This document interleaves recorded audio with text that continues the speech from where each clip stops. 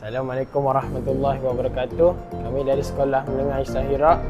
Kami akan membuat satu produk yang bernama sarung kasut kalis air. Bahan yang pertama, plastik ziplock. Yang bahan yang kedua, alas kaki kereta. Perlukan 2. Bahan yang ketiga, velcro. Bahan yang keempat, gam uhu. Yang kelima, gunting. Keenam, pisau. Yang ketujuh, gam pistol dengan kasut. Pertama, kita kena potong kasut ziplock ni belah atas.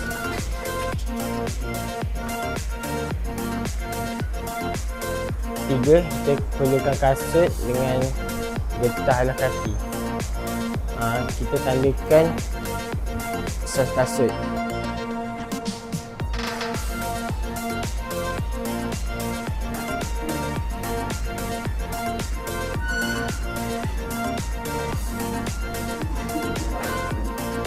Lepas dah tandai, kita kena potong getah ni.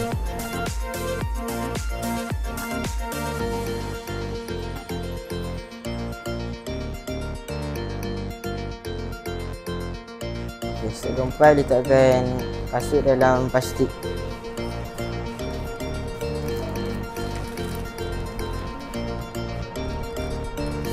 Tekan satu botol plastik ni untuk supaya tegak.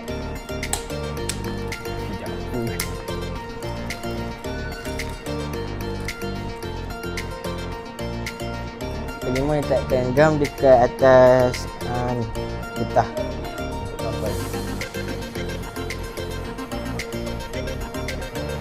Letak ikut aktiviti ya.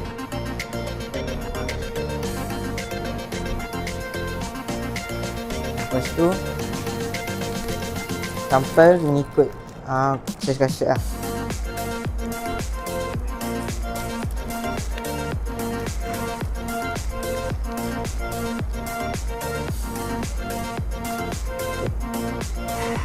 Enam, gam ziplock dia sebab untuk mengikut saiz kasut.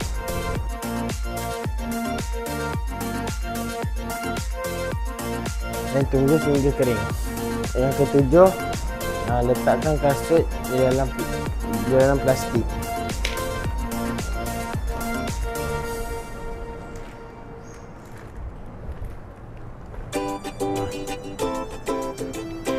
Yang ke-8, gam di tepi-tepi ni supaya nampak kemas.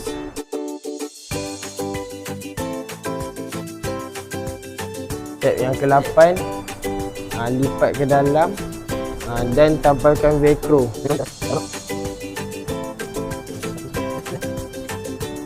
Kemudian letakkan gam dekat plastik velcro.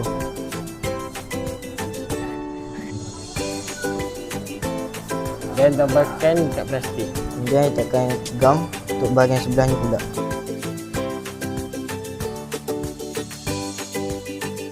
Dan cara nak pakainya, letakkan kasut dekat dalam plastik kalis air. Kemudian ketatkan mengikut saiz kaki. Hasil produk kami.